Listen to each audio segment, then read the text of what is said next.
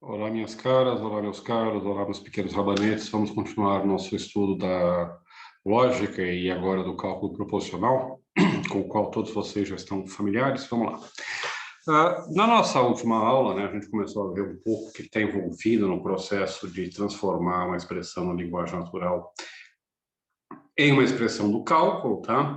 A gente viu os diversos processos de formalização e, enfim, de interpretação, né, a passagem de uma linguagem natural para a linguagem artificial e vice-versa. E a gente começou a se familiarizar um pouco com os símbolos, em como é que a gente usa, manipula essa linguagem, tá? O que eu quero fazer hoje é resumir isso, retomar um pouco as coisas que a gente já viu, sistematizar isso e, a partir disso, partir para frente, tá?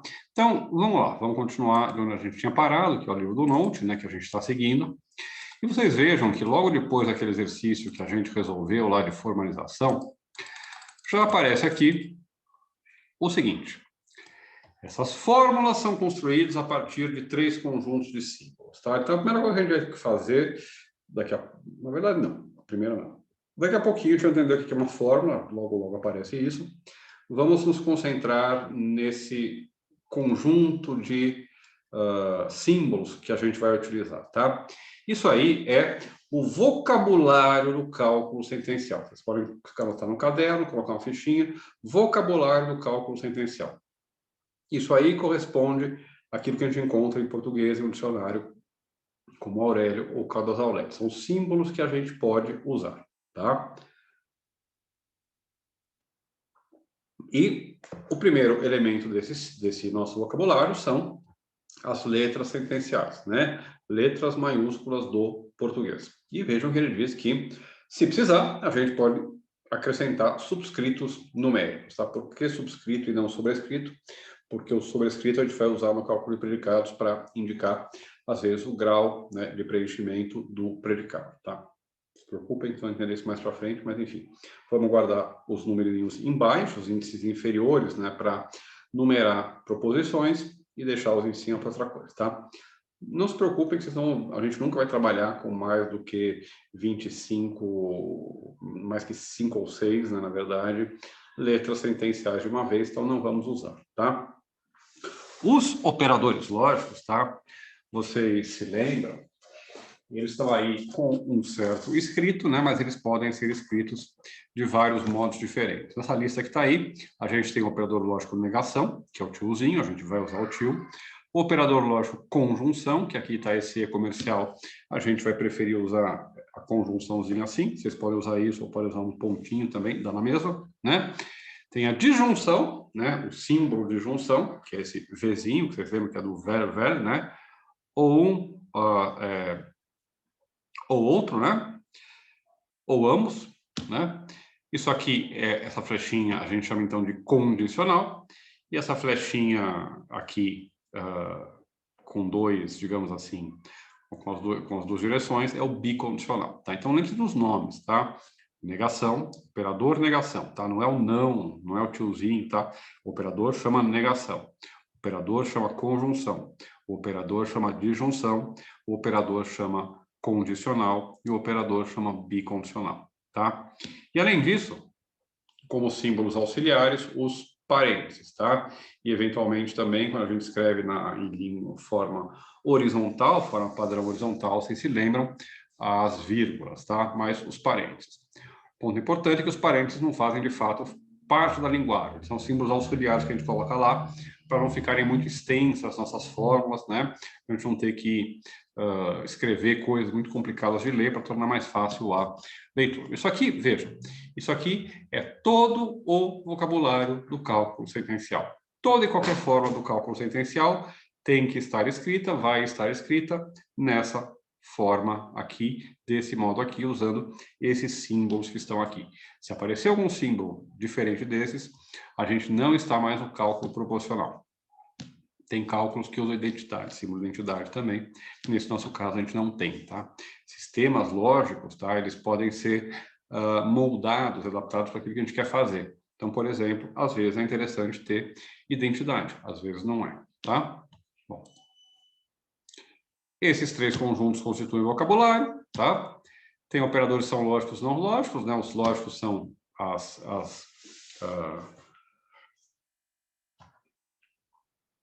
os lógicos são os operadores, né? Os não lógicos são os outros, tá? Agora, vejam só a expressão que vai aparecer aqui. Vamos entrar já em um acordo sobre o que a gente vai fazer mais para frente, tá? Aí tá. Uma fórmula do cálculo proporcional a uma sequência qualquer de elementos do vocabulário, né? Quando, né, a fórmula está ok, quando ela foi formada de acordo com as regras do cálculo sentencial, eles vão falar de fórmula bem formada, well-formed formula, WFF, né? Não sei como é que pronuncia isso, né? Bom, não precisa, tá? A gente, ao contrário, o nosso uso vai ser usar fórmula, tá, para se referir a qualquer expressão do cálculo, ou que pelo menos pareça do cálculo, e vai entender, né, que algo que não faz parte do cálculo, de fato, não é uma fórmula do cálculo, é uma expressão de outra linguagem. Então, quando eu falar fórmula, eu vou estar usando isso como, para ficar bem claro, eu vou estar usando isso como sinônimo de fórmula bem formada, tá? E vou tentar dizer, olha, isso aqui, eu não vou dizer isso aqui não é uma fórmula bem formada, vou dizer isso aqui não é uma fórmula do cálculo, não faz parte do cálculo, tá? Agora, do mesmo jeito, né, que para ser um usuário competente do português, a gente não pode ter só o vocabulário. Seria muito difícil para alguém aprender o português e se tornar fluente só lendo o Caldas Aulete ou Aurélio. A gente precisa de regras que dizem como é que a gente combina os símbolos, né? Eu sei que eu posso dizer hoje de manhã está frio, né? Mas eu não posso dizer frio hoje queijo 23, né? Tem certas sequências de símbolos que funcionam, que são permitidos em português, e certas sequências que não funcionam, que não são permitidas, tá? Como é que a gente sabe quais funcionam e quais não funcionam? Bom, não tem critérios muito claros, né? Por quê? Porque no português, as regras de formação, as regras que a gente considera gramaticais e aceitáveis, são muitas. Segundo, elas não estão codificadas do mesmo modo. Alguns vão dizer que é uma regra, outros vão dizer que não é. Terceiro, a fala popular não obedece a essas regras, a escrita popular, a comunicação em geral, né? Não só a comunicação em geral não obedece de fato às regras codificadas, tá?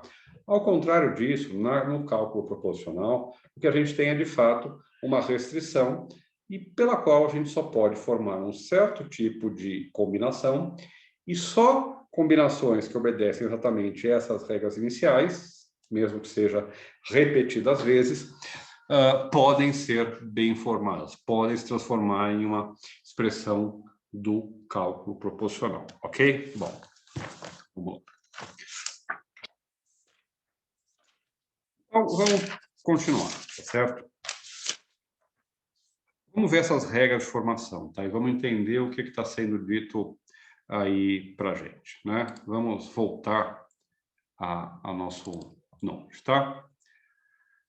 As regras de formação constituem, vejam só, a gramática do cálculo proposicional. Mas diferente da nossa gramática, que é muito variada, né, e rica, digamos assim, a do cálculo proposicional e dos sistemas lógicos em geral é limitada. E agora, vejam só, leiam essas regrinhas aí, eu vou explicar, tá? Primeira coisa que vocês vão encontrar aí é o uso, tá, dessas letras gregas, tá? Isso aqui é um fizinho, Fi minúsculo. Isso aqui, cadê? Isso aqui, que parece um tridentezinho, é o psi minúsculo, tá? Fi, coincidentemente, símbolo da filosofia, e psi, coincidentemente, símbolo da psicologia, tá? Muito bem. O que são essas letras gregas, tá? Essas letras gregas representam fórmulas, tá? Do mesmo jeito que letras sentenciais representam proposições, funcionam como variáveis, né, da linguagem natural, tá? Perdão, como as variáveis, né, por exemplo, da linguagem matemática. Então, por exemplo, quando eu escrevo, vamos tirar isso aqui. Quando eu escrevo, né, nesse nosso exercício, né, chove e neva, né? Eu escrevo chove e neva. Muito bem. Vou afastar um pouquinho aqui. Isso, né? Chove e neva. Isto aqui é uma expressão do cálculo. A gente sabe que isso aqui traduz chove, isso aqui traduz neve, isso aqui traduz a conjunção. Agora, imagine que eu quero representar tudo isso aqui. Eu vou usar letras minúsculas gregas para dizer que isso aqui é uma forma. Então, imagine que eu quero escrever C, conjunção N, e dizer que tudo isso aqui implica alguma coisa, por exemplo, F, né, que faz frio, tá certo? C em conjunção N implica F. Bom, talvez eu queira falar só dessa fórmula aqui. Então, eu posso colocar aqui uma abreviação dela, tá certo? Na verdade, a gente usa isso aqui para abreviar fórmulas em geral, tá certo? Então, por exemplo, aqui, né, eu estou usando isso aqui para abreviar toda essa fórmula aqui. Mas vejam, isso aqui só, se eu tivesse aqui C conjunção N, né? Eu poderia usar um φ para representar o C, para representar uma fórmula qualquer, para dar forma dessa expressão aqui, e o psi, né? Para representar, por exemplo, o N. E aí colocar uma conjunção entre os dois. Se isso aqui significa uma coisa precisa, que chove e que neva, ou a conjunção da afirmação que chove com a conjunção da afirmação que neva, isso aqui representa o quê? Qualquer conjunção. A conjunção indeterminada de duas fórmulas, tá? Vejam só, vamos explicar um exemplozinho ainda para vocês entenderem isso, tá? Se eu coloco 2 mais 2, tá? Isso aqui significa uma certa coisa, significa uma soma determinada. Se eu coloco x mais y, isso aqui representa outra coisa diferente, a soma de quaisquer dois números. E se eu escrever no lugar de x mais y, x mais 2, vejam só, esse x aqui me diz que eu posso colocar qualquer coisa no lugar desse x, mas não posso colocar qualquer coisa aqui no lugar desse 2. Então, essas letras minúsculas, né, do vocabulário grego representam para a gente essas variáveis, esses lugares gerais, indicam que é uma forma, um modelo de argumento e não um argumento concreto. Ok? Bom, agora voltamos lá. Então, quais são as regras? Eu vou ler as três, tá? Aliás, tem as três, né? E depois vou tirar aqui e vou explicar elas para vocês. Se qualquer letra sentencial é uma fórmula. Se φ é uma fórmula, então não φ também o é. Se φ e psi são fórmulas, então a conjunção de φ e psi, a disjunção de φ e psi, o condicional, que vai de φ para psi, ou de psi para φ, tá? E o bicondicional, que vai em qualquer das duas direções, também são fórmulas, tá? O que quer dizer isso, tá? Vamos entender um pouco o que está sendo dito para a gente. Primeira coisa, qualquer letra sentencial é uma fórmula. Então, se P, N ou S com subscrito 3, por exemplo, são fórmulas, né? São letras sentenciais, elas são fórmulas, tá? Isso aqui é uma fórmula, tá? Agora, vamos considerar duas fórmulas quaisquer, tá? Que eu tenho, por exemplo, C e N, tá? Meu N fica, eu escrevo ele de ladinho, ele fica parecendo uma coisa estranha, né? Deixa eu fazer mais retinho assim. Tá. C ou E, perdão, eu tenho aqui C e N, tá? O que eu posso fazer com essas fórmulas? A primeira coisa que eu posso fazer com uma fórmula é negar essa fórmula. Escrever, por exemplo, não C, onde não C significa, né? Vocês sabem, não neva, ou não N, tá? Perdão, não chove, né? Não neva. Ou então, suponho que aqui eu tenha isto aqui. Vocês já sabem que isto aqui, né? C conjunção N é uma fórmula que diz está chovendo e está nevando. Tudo isso aqui é uma fórmula. Então, se tudo isso aqui é uma fórmula, tudo isso aqui é um φ, né? Eu posso construir a negação de φ. Ou seja, eu posso construir uma fórmula bem formada simplesmente colocando uma negação na frente. Primeira regra de formação, toda negação de uma fórmula, aliás, segunda regra, né? Primeira regra, toda letra sentencial é uma fórmula, letra sentencial isolada na minha demonstração é uma fórmula, tá? A negação de uma fórmula, seja ela uma letra isolada, seja ela uma fórmula, lembre-se dos nomes, né? Simples e complexas, seja ela uma fórmula complexa, tá? É uma negação. Se eu tenho, então, duas fórmulas, por exemplo, C e N, ou P e Q, que são as letras sentenciais que a gente sempre dá como exemplo, né? Eu posso fazer o quê? Eu posso escrever a conjunção de P e Q. Isso aqui é uma fórmula, tá? Eu posso escrever a disjunção de P e Q. P ou Q. Isso é uma fórmula. Eu posso escrever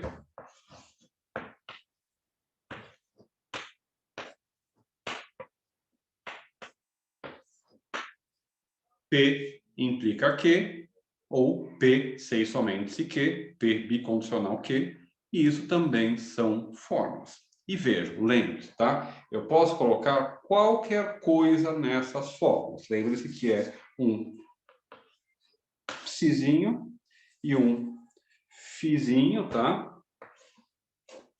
Então, eu posso colocar qualquer coisa. Então, eu posso colocar aqui P, mas eu posso colocar aqui também não N, C e somente C, P ou Q, tá? Isso é uma disjunção de uma fórmula com outra fórmula, tá? E eu posso fazer o quê? Eu posso repetir isso quantas vezes eu quiser. O cálculo proposicional, as linguagens formais, em geral, elas tendem a ser o que a gente chama de iterativas ou recursivas, tá? A ideia de iteratividade significa que a gente pode sempre repetir a mesma operação infinitas vezes, tá? E a ideia de recursividade, que é mais ou menos comum com a ideia de iteratividade, é que nesse processo eu posso sempre recorrer, retomar o resultado anterior e obter um resultado novo, né? É um processo que é contínuo e que é infinito, potencialmente, tá?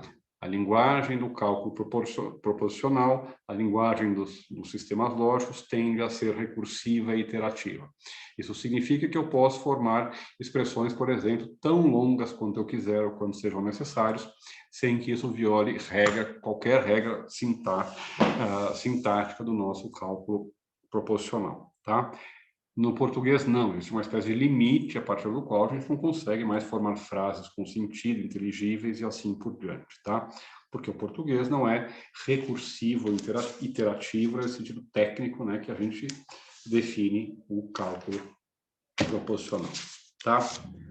Bom, vamos ver alguns exemplos, tá? Aliás, vamos ver alguns exemplos. Eu aprendi as regras de formação, acho que ainda não está tão longo esse vídeo, vamos fazer um pouco mais, tá? Utilize as regras de formação para determinar quais as fórmulas seguintes são fórmulas bem formadas e quais são fórmulas mal formadas. Vamos lá, tá? Primeira coisa, vamos ver. Primeiro, a primeira expressão que a gente encontra aí é uma tripla negação. É uma fórmula bem formada? Sim, é. Por quê? Ah, professor, mas tem 3 negações, não faz o menor sentido. Oh, não. Oh, não. Oh, não, não, não, não, não. Não, as pessoas fazem várias negações seguidas, né? Claro que não no sentido que tem aqui. O que significa isso? Isso significa que eu estou negando a dupla negação de R. Ou que eu estou duplamente negando a negação de R. Ou que eu simplesmente estou negando 3 vezes R, né? Como... quem foi Pedro, né, que negou 3 vezes Jesus?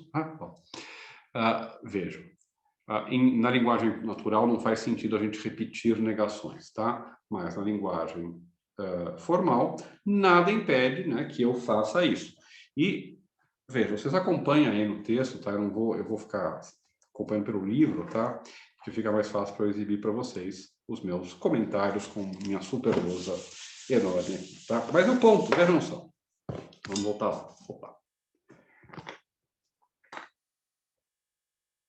Vocês se lembram que se φ é uma fórmula, tá? Então, a negação de φ também é uma fórmula, tá? E olha esse nosso exemplo.